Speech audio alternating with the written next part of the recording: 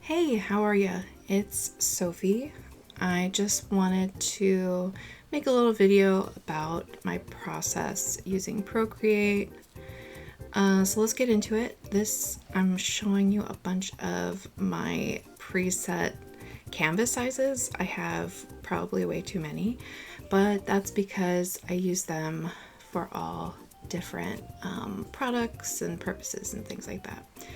The size I typically use is 5000 by 5000 pixels with 300 DPI. It only gives you 37 layers, but I honestly don't go over that very often. I generally work in CMYK because that's just the best color profile for printing and things like that. There's other settings you can change in here, like the canvas properties and time-lapse settings, but I don't do much with those. And it's just helpful to name your canvas so you know what it's for later. So here we are with a blank canvas. Let's look at some of these settings, like the drawing guide. Drawing guides are super helpful for making straight lines, doing symmetry, making a grid. You can change the size of all these things. You can do isometric. I love drawing in an isometric perspective. There is just linear perspective if you're doing 1 point, 2 point, 3 point perspective. This is really helpful when drawing like room interiors or buildings and things like that.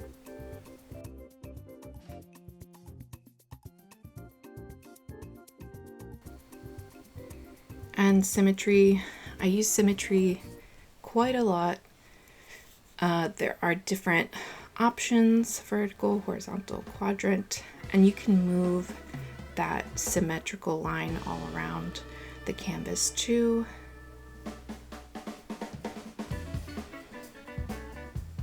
But you can see the symmetry really just copies what you draw on one side to the other side. Same with the quadrants. And again with radial. I can't believe how shaky my camera is. I need to fix that. But radial is great if you're drawing like flowers. I mean, this is kind of a mess, but you get it. But yeah, I use the vertical symmetry a lot for when I'm drawing butterflies and moths and things like that. It just saves me that time of having to exactly copy both sides, right?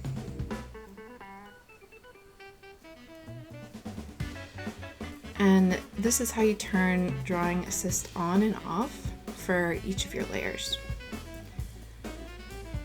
I just want to show you a couple of brushes that I use most often. The monoline and this studio brush. I think that's what it's called. And here I'm just showing you that I always beef up that maximum size of my brush so that it can get really fat and really skinny at the ends. So here's a little look at the preferences. You can see which things I have toggled on and off.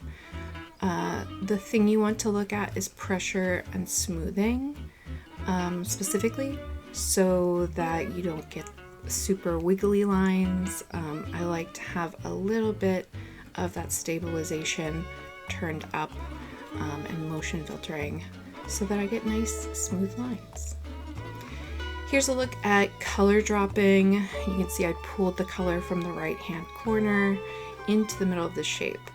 And if you have the threshold all the way down, it's gonna leave a gap between that line and the fill. So all you need to do is hold it and pull to the right to turn up that threshold. Another feature that I use quite a lot is clipping masks. So you'll see when I make a new layer, I draw over the shape I've already drawn. it goes over the edges. But when you turn on clipping mask, clipping to that shape below it, it doesn't go over top of it. Here's just a quick look at all of the different color palette options. I usually use classic. I just like it laid out in this square format. I think it's really helpful with all those toggles.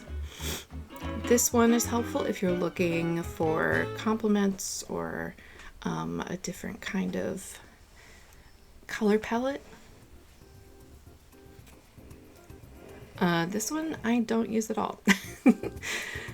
And then here you can make your own sort of groupings of colors, color palettes that you can switch out. I like that you can create a new one from your photos. Here we'll just choose one real quick. And look, it just automatically imports all of the colors from that photo. It's pretty cool. I have one color palette that I just typically have on all the time, this one, and you set it as default. So let's get into this drawing a little bit. I wanted to sort of show all of those things in practice.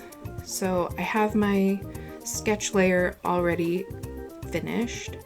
I've lowered the opacity on that layer, and now I'm just drawing the line work on another layer, a separate layer.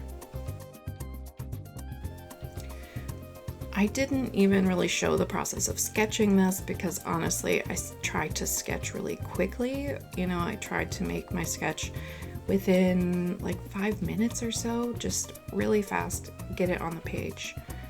Maybe adjust it a little bit if I need to, but then I take a lot more time making my line art layer, really refining all of those shapes, adding all the little details and things like that.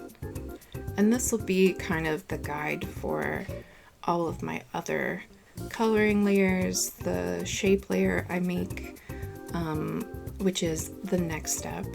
So then you'll see all of a sudden all of these big blocks of color show up, and those are my base shape layers.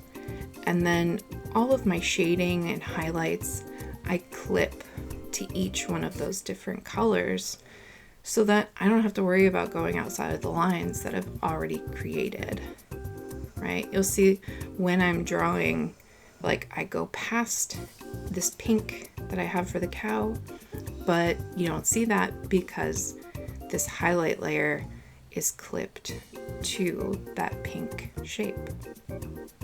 It just makes drawing a lot faster, and I can be messy and not have to worry about having a messy drawing. Because I also like to draw fast. I don't know. I think these two are so cute and I really wanted to draw them, and my patrons said, well, they voted on me drawing this one first out of a couple options. I screenshot cute animals that I see on the internet all the time. So I just have like a folder of these on my phone for when I just feel like drawing some cuties. But I really like how this turned out. It's a little bit different than some other drawings I've done in the past, but I think I just really wanted to make this cow pink. And I think it turned out really cute. But I'm always looking for new cute little guys to draw, so if you ever have any suggestions, just let me know. I keep thinking about getting into pet portraits and drawing people's pets, but that feels like a lot. I don't know. We'll see. But here's how this little illustration turned out. I think it's really cute. So thank you for watching. Thanks for being here. And I'll see you next time.